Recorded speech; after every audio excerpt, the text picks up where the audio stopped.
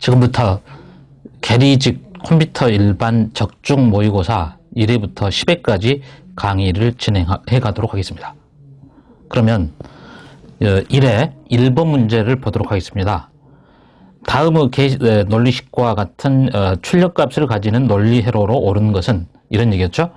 그래서 지난 2012년에도 반드시 이와 유사한 문제들이 출제가 됐었죠. 그래서 우선 부울대수에 관한 간략화에 대한 간략화시키는 방법에 대해서 먼저 보셔야 되겠죠. 그래서 먼저 현재 식에서 보면 Z는 이꼬르 X의 바 플러스 X에다가 Y의 바로 되어 있습니다. 자, 이 경우 같은 경우는 이런 형태의 식을 이용하면 되겠죠. 다시 말하면 A 플러스 BC는 이게 분배 법칙이죠. 이 경우는 결론은 A 플러스 B에다가 A 플러스 C, 이런 식이 되는 부울대수 식이 있습니다. 이 식을 활용하면 되는 겁니다. 그렇다면 바로 이 식을 이용하게 되면 이 식은 X의 바 플러스 X에다가 그 다음에 얘는 뭐냐면 X 플러스 X의 바 플러스 Y의 바, 이게 됩니다. 그렇다면 여기에서 보면 X의 바 플러스 X에 대한 이 식은 뭐가 되냐면 다시 이런 얘기죠. A 플러스 A의 바는 1이 되는 거죠. 원리를 이용한다면 이 경우는 다시 X의 바 플러스 Y의 바, 이 식으로 다시 간소화가 되겠죠. 자, 그러면 X의 바 플러스 Y의 바라고 하는 이거는 다시 드모르가누 법칙을 활용하게 되면 이 경우는 이 경우가 되는 겁니다. X, Y의 전체 바가 되겠죠. 그러면 이 경우는 뭐냐? X, Y의 전체 바라고 있기 때문에 여기는 AND가 될 것이고, AND에 대해서 바가 있으니까 부정이 되겠죠. 다시 말하면 AND 게이트를 부정해 놓은 AND 게이트가 되는 그런 게이트가 되겠죠. 다시 말하면 이 게이트를 얘기하는 겁니다.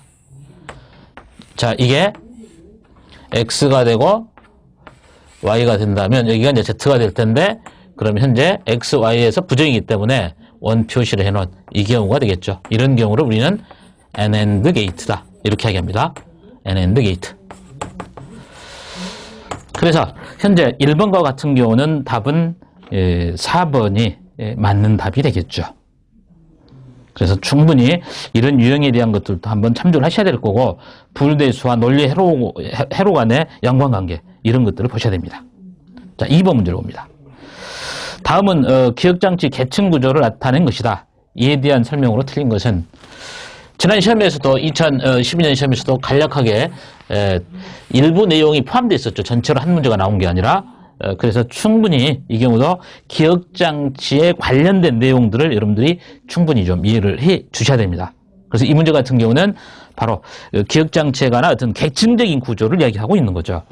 그럼 보통 보면 우리가 기억장치 계층 구조라고 한다면 이런 형태로 표현하면 되죠. 그래서 기억장치의 가장 하위 계층이 이제 보조기억장치입니다. 보조기억장치가 되고, 그 다음에가 여기가 이제 주기억장치가 되겠죠.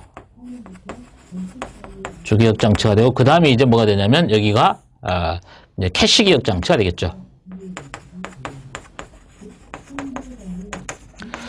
그 다음에가 이제 거기서 보는 것처럼 레지스터라고 하는 것은 기억장치는 아닙니다. 다시 말하면 CPU 안에서 기억 기능을 할 수 있는 기억 소자죠. 레지스터라고 하는 것은 기억 장치가 아니라 기억 소자로 이해하시면 되는 겁니다. 그렇지만 어찌됐건 기억 기능을 하고 있기 때문에 계층적인 구조로서 제일 위에 정의에서 표현되는 걸로 보셔도 됩니다. 자, 이 경우를 보시고, 특히 이제 이 문제 같은 경우는 뭐 수능 컴퓨터 일반에 출제가 됐던 문제를 이쪽으로 도입을 시켰습니다. 자, 그렇다면 이것에 관련된 이제 설명을 보면 되겠는데, 먼저 이겁니다. 이 보조기억장치로부터 주기억장치 이쪽으로 올라갈 때, 이쪽으로 갈 때 같은 경우는 이 속도는 빨라집니다. 속도는 대단히 빨라진다. 속도는 빠름. 그러면 반면에 뭡니까? 용량입니다. 용량은 점차적으로 할수록 보조기억장치 가장 용량이 크죠. 다시 말하면 용량은 이제 이렇게 할수록 용량은 증가하는 거죠. 용량은 증가합니다. 반대로 이제 이것과 이 관계는 반대로 생각하면 되겠죠.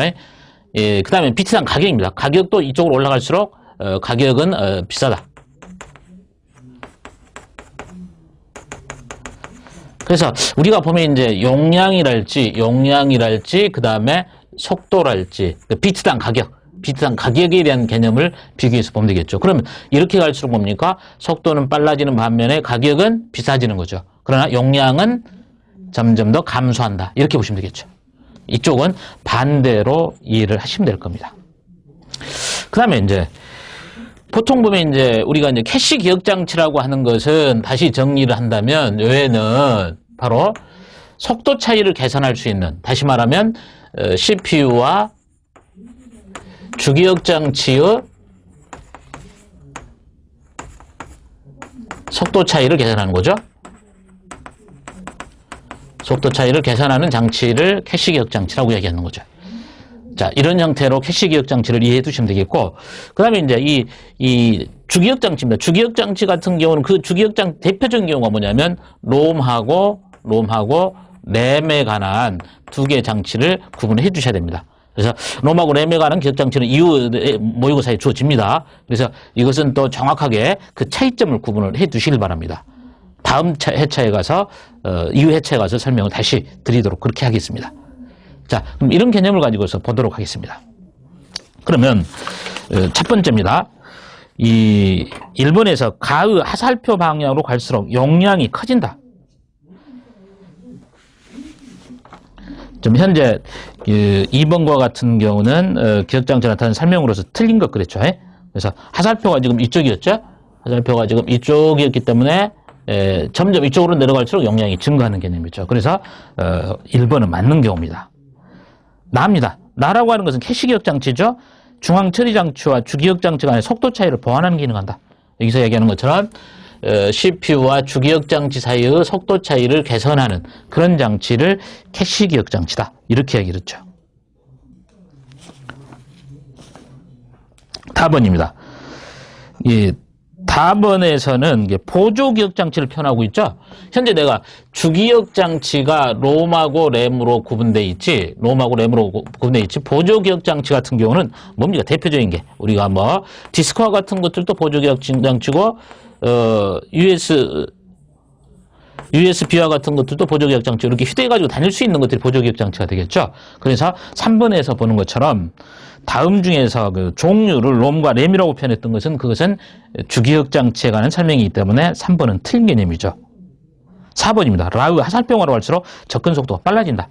속도가 빨라진다. 접근 속도가 빨라진다는 얘기죠. 이쪽으로 갈수록 점점 속도가 빨라진다. 이런 개념을 이해를 해서 보시면 되겠습니다. 그래서 기억 장치에 관한 계층 구조를 이런 형태로 이해를 해서 보시면 되겠습니다. 그러니까 만약 이런 경우 같은 경우는 뭐 속도가 빠른 순에서 느린 순으로 기억장치 배열을 올바르게 나열한 것은 뭐냐, 이런 경우들도 과거에 시험 출제된 적이 있습니다. 그렇게 여러분들이 이해를 해서 봐두시면 되겠죠. 자, 그래서 2번과 같은 경우는 기억장치 계층 구조에 대한 설명을 드렸고, 특히 이 전체적인 구조와 함께 나중에 롬과 램에 대한 차이점에 대해서는 꼭 명심하고서 구분하고서 가시길 바랍니다. 자, 3번으로 갑니다. 다음은 보기에서 설명하는 기능은 무엇인가? 지난 시험에서도 보면 이런 형태들, 이 밑에다 뭡니까? 보기 기능을 무엇을 몇 가지를 설명해두고 나서 그에 대한 설명이 어떤 것인가, 아니면 그 중에서 틀린 것만 골라라, 맞는 것만 골라라, 이런 식의 패턴의 문제들이 출제가 되고 있습니다. 이런 것들을 뭐 3번이나 4번과 같은 그런 유형들에 대해서 주목해서 보시길 바랍니다. 자, 그러면 보기에서 설명하는 기능은 무엇인가, 이렇게 하기로 했죠. 사이클 스트링 방식을 이용하여 전송한다. 입력과 출력 중에 어느 동작을 수행할지를 나타내는 기능이 있다. 입출력할 데이터가 주기억장 접근을 요청하는 기능이다. 자, 이렇게 이야기를 해서 이제 그러면 이제 대표적으로 이제 1번으로 가서 봅니다. CRT라고 하는 것은 뭡니까? 화면, 모니터를 그냥 CRT라고 그러는 겁니다. 그래서 거기에 CRT라고 하는 개념에 대해서는 여러분들이 굳이 볼 필요가 없겠죠. 그럼 이제 입출력과 관계된 장치로서 시험 출제될 수 있는 중요한 것들이 거기서 이야기하는 것처럼 DMA나 아니면 채널이나 스플링 이 세 가지에 대한 용어들은 여러분들이 이해를 하고 넘어가셔야 됩니다.